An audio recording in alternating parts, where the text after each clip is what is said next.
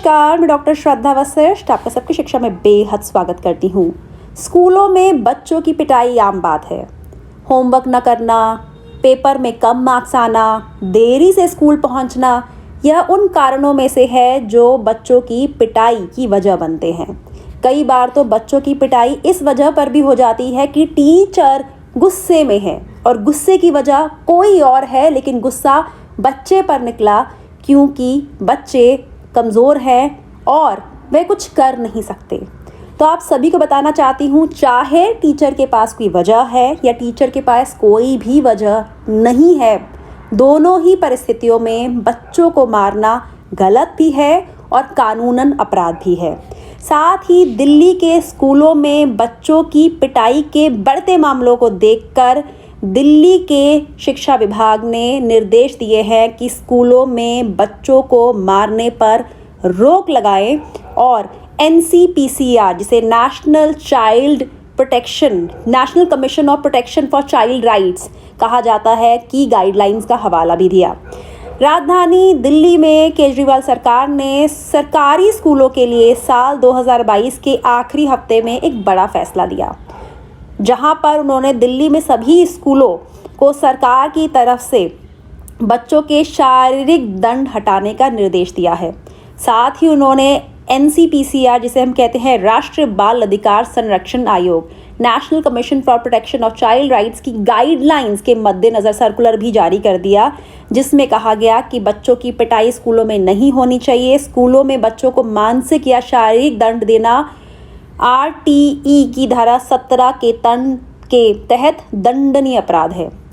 दरअसल दिल्ली सरकार के शिक्षा निदेशालय ने राष्ट्रीय बाल अधिकार संरक्षण आयोग की गाइडलाइन का हवाला देते हुए कहा और साथ ही दिल्ली के सभी सरकारी सहायता प्राप्त और प्राइवेट स्कूलों से कहा है कि वे सुनिश्चित करें कि उनके स्कूलों में बच्चों को शारीरिक दंड ना दिया जाए। ऐसे में NCPCR की गाइडलाइन को लेकर सर्कुलर भी जारी कर दिया। साथ ही आप सभी को बताना चाहेंगे कि बच्चों के लिए लाए गए निःशुल्क और अनिवार्य बाल शिक्षा, जिसे हम RTE अधिनियम कहते हैं, जो 2009 में पास हो गया था और 2010 में लागू किया गया था, उसके सेक्शन 31 के तहत बच्चों को शिक्षा का अधिकार मिल रहा है। इसकी निगरानी के लिए national commission for protection of child rights बनाया गया। तो ये जानकारी मैं TV9hindi.com के हवाले से आपके लिए लेकर आई हूँ और मैं खुद बच्चों की पिटाई ना की जाए इस विषय पर ढेर सारी वीडियो समय समय पर लाती हूँ, जिसमें मैं साफ साफ हर बार कहती हूँ कि बच्चों को अगर अभिभावक यह सोचते हैं कि पीट पीट कर पढ़ाया जाएगा तो यह सभी पिटे बच्चे डॉक्टर बन जाते, लेकिन पिटाई के बाद बच्चों का मन पढ़ाई में लगता नहीं है, पढ़ाई से मन दूर हो जाता है। आप मेरे कहने के मतलब को समझिए।